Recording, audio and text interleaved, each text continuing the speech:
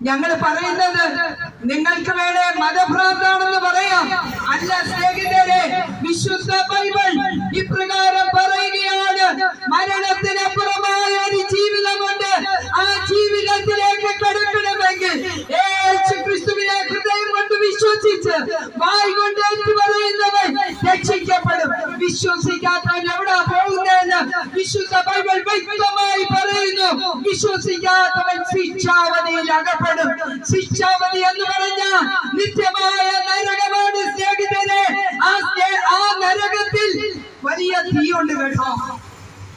കെടാത്ത തീയാണ്, ചാകാത്ത പുഴുവാണ്. ഇതൊക്കെ നിങ്ങൾക്ക് എങ്ങനെ അറിയാമെന്ന് ചോദിച്ചാൽ, ഈ വിശുദ്ധ ബൈബിൾ പറയുന്നത് 99% നടന്നു കഴിഞ്ഞിരിക്കുകയാണ്. 1% നടക്കാനുണ്ട്. അത് താമസമില്ലാ നടക്കും.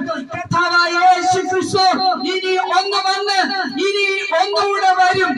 യേശുക്രിസ്തു വന്നത് പാപികളെ രക്ഷിക്കുവാനാണ്.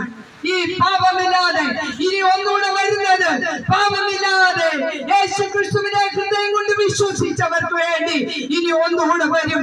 ആ യേശുക്രിസ്തുവിനെ എതിരേൽക്കാൻ നിങ്ങൾക്ക് താല്പര്യം